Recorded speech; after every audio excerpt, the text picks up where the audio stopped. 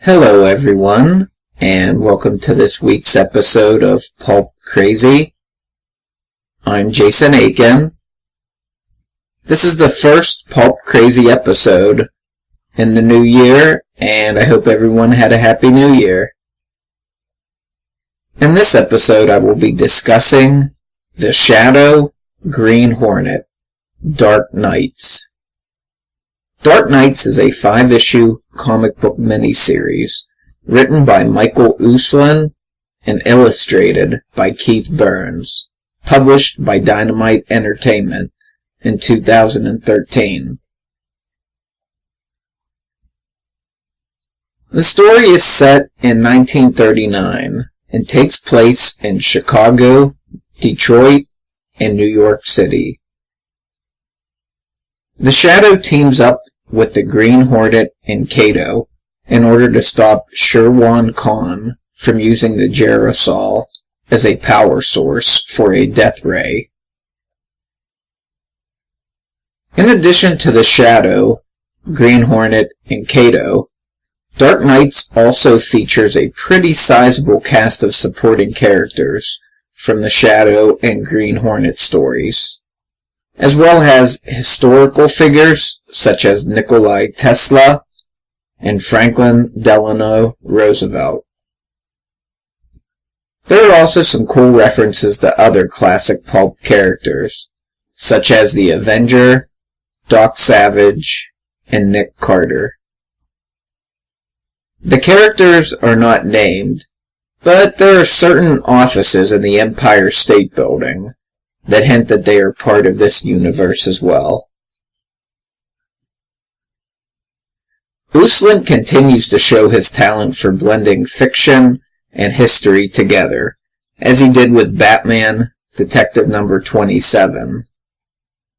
As with Detective Number 27, there is an index of historical footnotes at the end of each issue, which make for great reading themselves.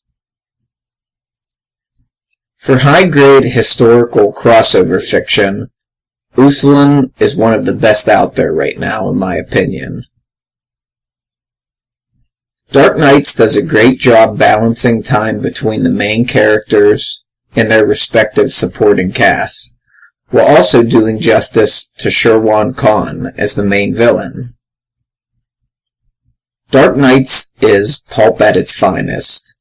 I especially enjoyed the final issue that takes place beneath New York City. The artwork on this is fairly decent. Judging from the uncolored Keith Burns art I have seen, I think it's more of a coloring issue with Tony Avina, the colorist, than any draftsmanship issue with Keith Burns. I'm not an artist by any means, but I don't think they picked the right colors for this one.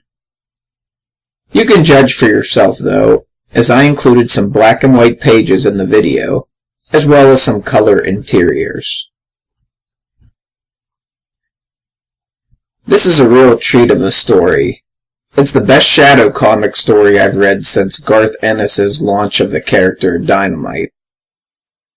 As for the Green Hornet fans, I think this is just as good as Matt Wagner's and Mark Waid's recent takes on the Golden Age Green Hornet.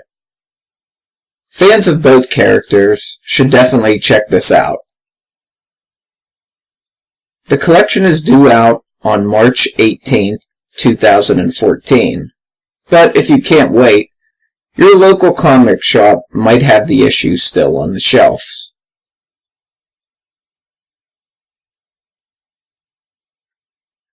That's it for this week's episode. Pulp Crazy is located at pulpcrazy.com.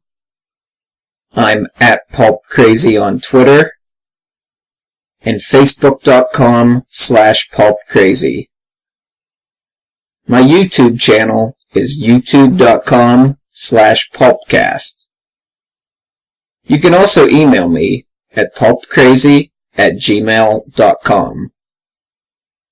Thanks for watching, and I'll see you next time.